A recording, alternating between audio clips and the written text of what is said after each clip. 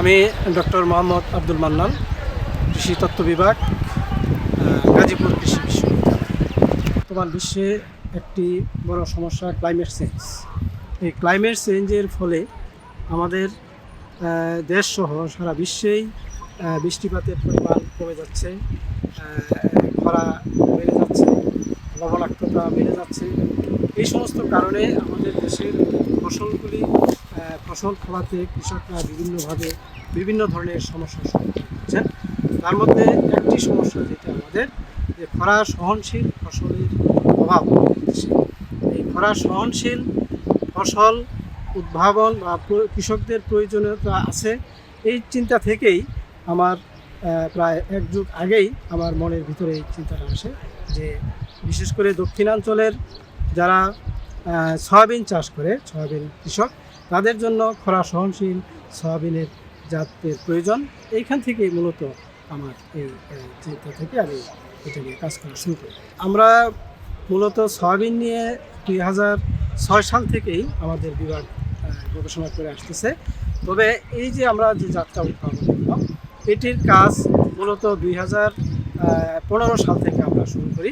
বাংলাদেশ সরকারের শিক্ষা মন্ত্রণালয় সেইখানে তারা এই কাজের জন্য ফান্ডিং করে এবং আমরা এই 2015 সাল থেকেই এটা নিয়ে প্রথম গবেষণা শুরু করি।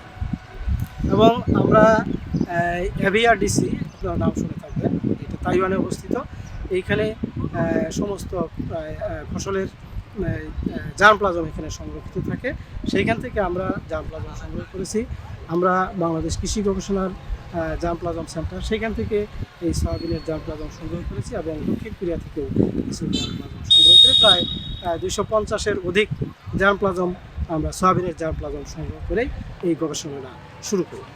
এই খরা সহনশীল জাত উদ্ভাবন করা, এটা কিন্তু পরীক্ষা করা কিন্তু কঠিন। তার কারণ এইটা প্রথমে আমাদের করতে হয়েছে কন্ট্রোল কন্ডিশন।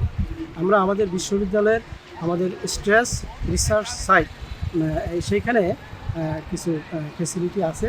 সেখানে আমরা পটে এই জার্মপ্লাজমগুলি এই অল্প পানি দিয়ে, অর্থাৎ আমরা গাছের যে পরিমাণ পানির প্রয়োজন তার প্রায় অর্ধেক পরিমাণ, অর্থাৎ 50 থেকে 60% ফিল্ড ক্যাপাসিটিতে পানিতে আমরা এই গাছগুলি জন্মিয়ে এই 250টার মধ্যে আমরা দেখছি যে কে টিকে থাকতে পারে, অর্থাৎ কম পরিমাণ পানির মধ্যে কোন জার্মপ্লাজমটা ভালো ফলন দিতে পারতেছে। এইভাবে আমরা 250টা থেকে আমরা 2টা বা এই যে আমরা G0056 নামে একটি জার্মপ্লাজম আমরা প্রথম সিলেকশন করি আমাদের কন্ট্রোল কন্ডিশন পরীক্ষার মাধ্যমে।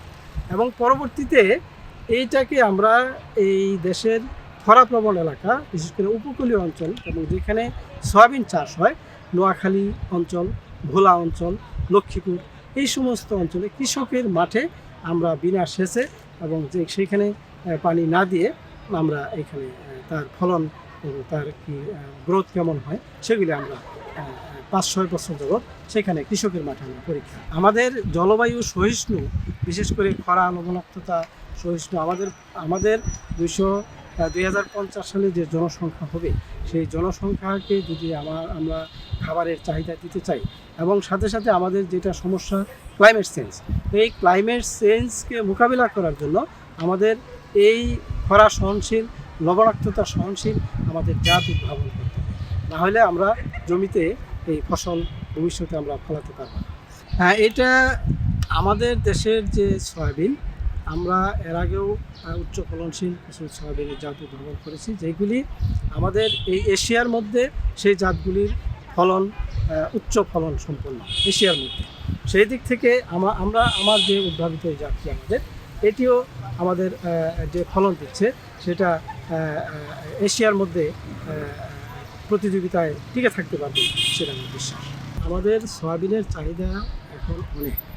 আমাদের যে তেলের চাহিদাও বাদ দিয়েও যদি আমাদের পোলট্রি খাদ্যের বা মৎস্য খাদ্যের জন্য যে সয়াবিন প্রয়োজন, সেটা প্রায় 10 থেকে 15 লাখ মেট্রিক টন, কিন্তু আমরা মাত্র 2 থেকে 3 লাখ বা 5 লাখ মেট্রিক টন, অর্থাৎ 5 থেকে 7% আমরা উৎপাদন করতে পারতেছি। এবং আমরা যদি এরকম আরও এই ক্লাইমেট রেজিলিয়েন্ট আমরা যদি জাত আমরা উদ্ভাবন করতে পারি, তাহলে আমরা ভবিষ্যতে এই যে চাহিদাগুলি সেটা আমরা পূরণ করতে পারবো। তবে আমরা বাইরে রপ্তানি করতে গেলে আরও আমাদের সয়াবিনের এলাকা বাড়াইতে হবে, এবং সেই ক্ষেত্রে বাংলাদেশ সরকারের সহযোগিতা প্রয়োজন।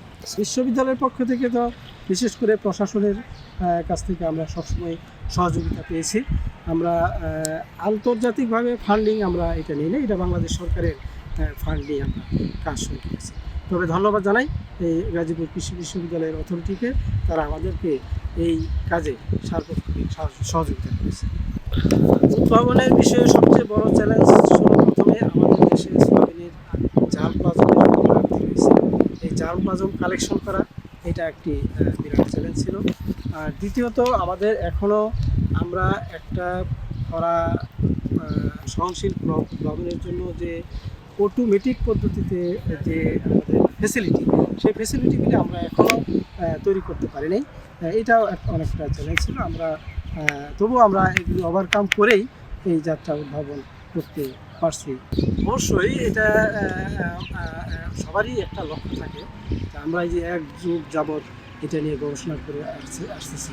এটা এই লক্ষ্য যে আমরা যদি এই দেশের কৃষককে যে আমরা একটা জাত দিতে পারতেছি, এটাই একটা বিরাট সাফল্য, যেটা আমাদের সয়াবিন কৃষকরা বিশেষ করে কোস্টাল বেল্টের নোয়াখালী, ভোলা এই সমস্ত অঞ্চলের কৃষকরা এই সয়াবিন জাতটা পেয়ে তারা যে জমিগুলি খরার কারণে তারা আবাদ করতে পারে না, এখন এটা তারা আবাদ করতে পারবে। এটাই আমার কাছে যেটা দেশের অর্থনীতিতে বিরাট অবদান রাখবে, এটাই আমার কাছে বড় সাফল্য মনে হয়েছে।